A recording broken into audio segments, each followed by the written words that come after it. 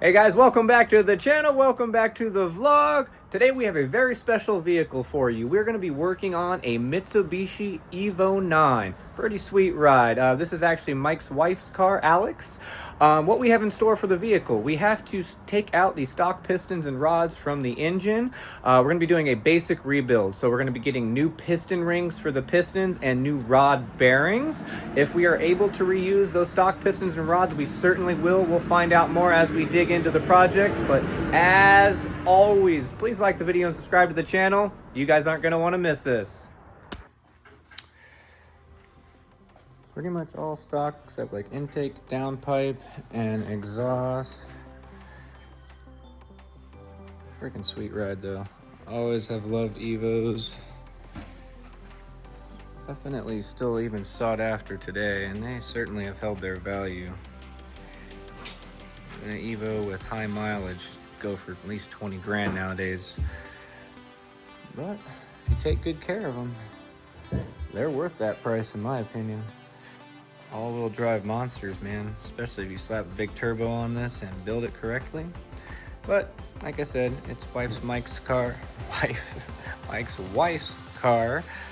So with that being said, it's just going to be a stock rebuild to continue with the reliability aspect. I mean, obviously it has 200,000 miles and she's still running strong. So I'd say that's impressive, especially for turbocharged car. I'd say most Evos have probably been driven pretty hard most of their lives, as they should. It's what they were built for.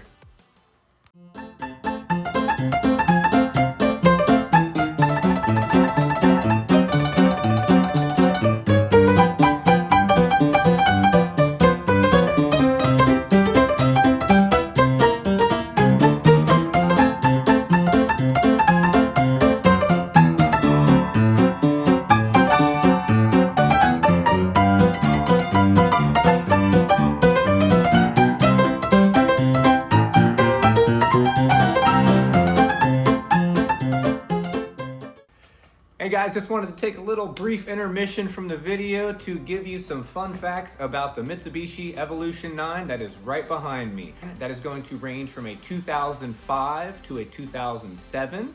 The next one, the Mitsubishi Evolution 10, was a huge difference when it comes to the body styling of the vehicle. I will post a picture of that here. Big difference, right? With the Mitsubishi Evolution, it did come from the factory with 286 horsepower with 289 foot-pounds of torque, all going through an all-wheel drive system. It does have an active control differential, which is a very high-tech differential, especially back then. And what this differential does, it talks with the computer, and the computer is able to actively convert that torque to the front and rear axles. So if the car needs more power to the rear in order to get the stability of the vehicle back, it'll transfer more power to the rear or to the front tires, just depending on what the vehicle needs in order to remain that stability. You can also build an Evo 9 to be a track monster down the quarter mile. You put a big turbo on this thing and 500 or 600 wheel horsepower is easily achievable with the stock block. Now, if you build this block, 1,000 horsepower is within the realm of possibility. So the tuning potential with this particular vehicle is endless. Figured I'd give you guys some fun tidbits on the Mitsubishi Evolution 9. Let's get right back into the live action.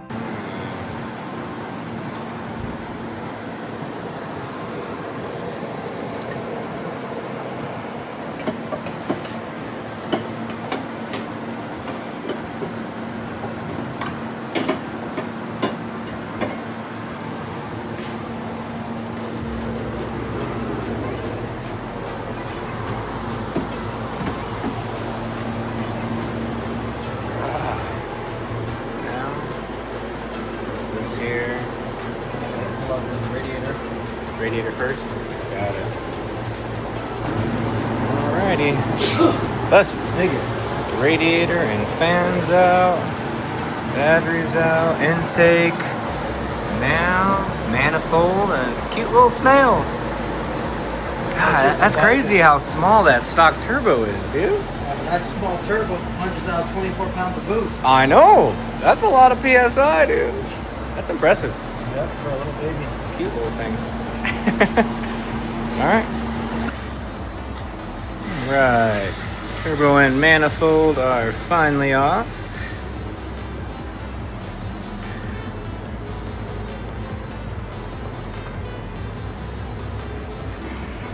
Alright, next to come is the head. Alright, Mike got the head off of the Evo, so next he needs to drop the oil pan so he can pull out the pistons and rods. It is definitely going to need some new piston rings and rod bearings, but we are going to be reusing the pistons and rods as long as they are in good condition, so check those out soon, fingers crossed. Hope they are good to go.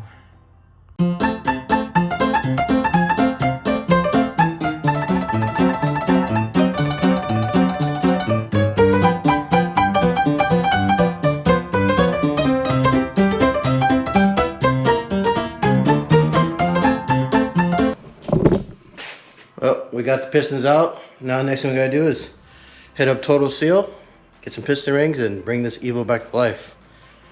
Should make about 500 when it's done. Either way, my case swap in Integra would still beat this. Right, well, we got the pistons out. Cylinders don't look too bad. I'm gonna hone it, get some rings. I already have rod bearings, and these are the pistons. I'm going to clean them up.